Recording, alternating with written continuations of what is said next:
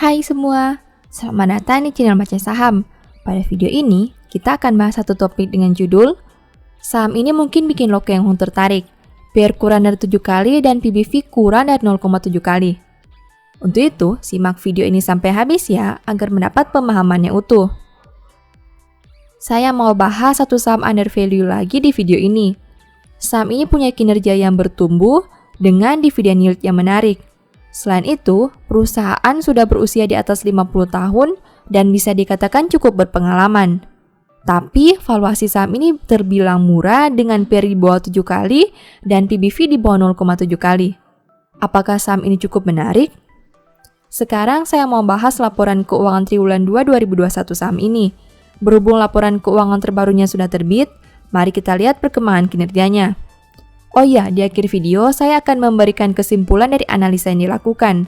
Untuk itu, nonton sampai selesai ya.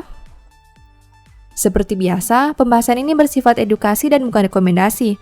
Kamu bisa saja rugi jika beli saham ini. Untuk itu, selalu berhati-hati sebelum membeli saham. Disclaimer on ya.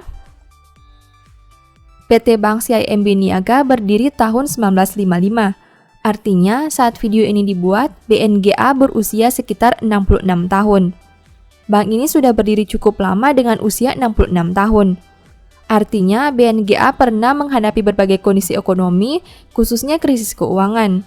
Dengan kinerja yang masih tumbuh sampai saat ini, membuktikan BNGA mampu bertahan bahkan terus berkembang.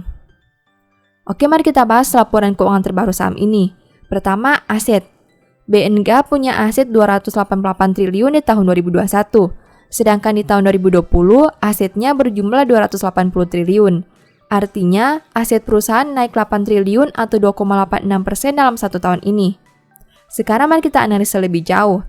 Dari total aset 288 triliun, perusahaan punya kredit yang diberikan sebanyak 169 triliun.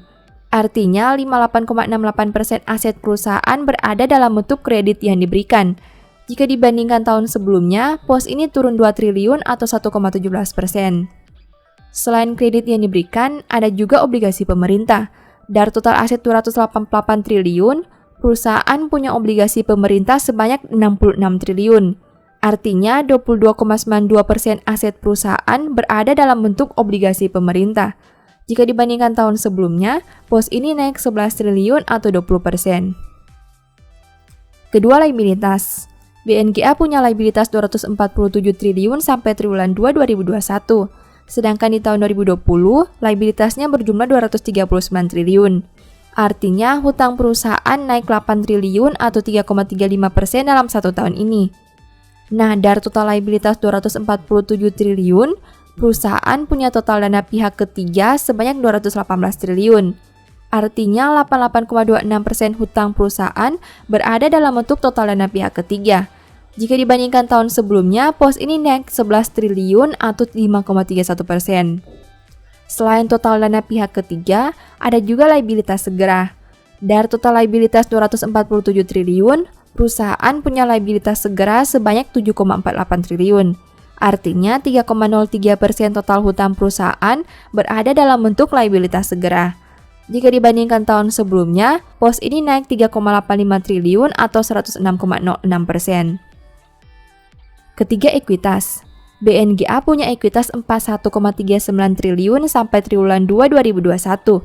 Jika dibandingkan tahun sebelumnya dengan angka 41,03 triliun, berarti ekuitas perusahaan naik 0,36 triliun atau 0,88%.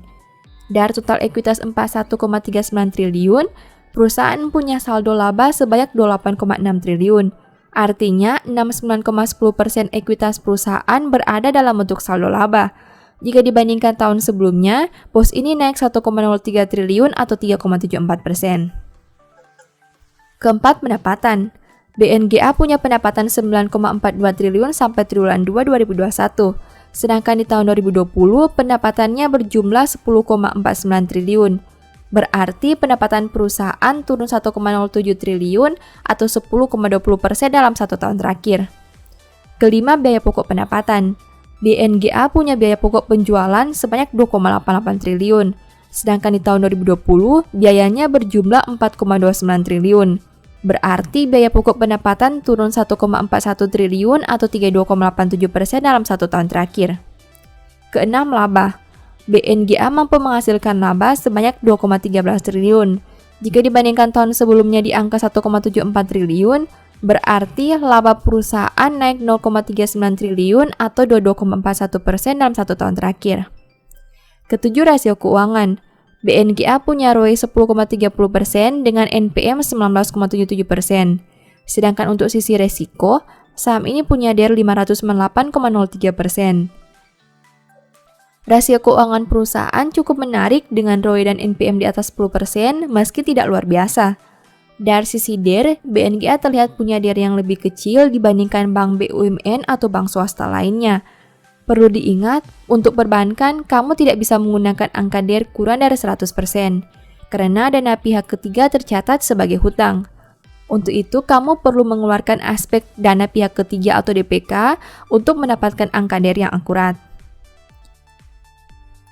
Kedelapan, valuasi. Saham ini punya PER 5,86 kali dan PBV 0,6 kali. Valuasi BNGA cukup menarik dan bisa dikatakan under value dengan PER di bawah 7 kali dan PBV di bawah 0,7 kali. Angka ini jauh di bawah bank besar lainnya seperti BCA, Mandiri, BNI, dan BRI. Apakah kamu tertarik menganalisa saham ini lebih jauh lagi? Karena dengan kinerja seperti yang sudah dibahas tadi, perusahaan ini masih punya valuasi yang cukup rendah. Nah, setelah melihat pembahasan tadi, ini beberapa kesimpulannya. Pertama, total aset naik karena bertambahnya pembelian obligasi pemerintah. Kedua, liabilitas bertumbuh karena dana pihak ketiga yang meningkat. Ketiga, pertumbuhan ekuitas karena saldo laba yang bertambah. Keempat, laba bisa bertumbuh karena penurunan beban bunga jauh lebih besar dari penurunan pendapatan. Kelima, rasio keuangan masih dikatakan baik tapi tidak luar biasa. Keenam, valuasi murah menjadi daya tarik terbesar dari saham BNGA, apalagi dengan dividen yield yang ditawarkan cukup besar. Demikian analisa singkat saham BNGA berdasarkan laporan keuangan triwulan 2 2021. Selalu ingat bahwa pembahasan ini hanya dari sudut pandang pribadi, tidak ada jaminan pasti profit dan mungkin saja kamu bisa rugi jika beli saham ini. Sebagai informasi, BNGA merupakan salah satu saham yang dibahas di e-book Analysis Report Triwulan 2 2021. Apabila kamu ingin analisa fundamental yang lebih dalam, pada laporan keuangan dan perkiraan harga beli dan jual, mungkin e-book ini bisa membantu. Untuk info pembelian, silakan WA ke nomor yang tercantum ya. Demikian informasi pada video ini, semoga bisa memberi manfaat kepada kamu semua ya. Oh iya, saya mau menyampaikan bahwa sekarang Baca Saham punya 3 e-book tentang saham yang mungkin saja bisa berguna bagi kamu, yaitu Strategi Nabung Saham, Analysis Report, dan The Stock Market. Berikut perbedaan antara 3 e-book tersebut. E-book Strategi Nabung Saham berfokus pada pembahasan teknik, money management, dan semua hal yang berhubungan dengan nabung saham. Poin intinya bisa dilihat pada tampilan berikut ini. E-book Analysis Report berfokus pada hasil analisa fundamental 12 saham pilihan berdasarkan laporan keuangan terbaru. Poin intinya bisa dilihat pada tampilan berikut ini. E-book The Stock Market berfokus pada panduan bagaimana menganalisa fundamental suatu perusahaan dan money management yang baik. Poin intinya bisa dilihat pada tampilan berikut ini. Apabila kamu tertarik membeli salah satu dari 3 e-book tadi, silakan chat WA ke nomor yang tertera di layar ya. Ingat, hati-hati terhadap semua jenis penipuan yang mengatasnamakan Baca Saham. Baca Saham tidak pernah mengelola dana ataupun melakukan penjualan produk di luar Instagram, YouTube, dan Telegram resmi Baca Saham. Sebagai penutup, saya mau mengutip satu statement yang semoga bisa menjadi semangat bagi teman-teman. Berliku-liku jalan si penipu, tetapi orang yang jujur lurus perbuatannya. Thank you.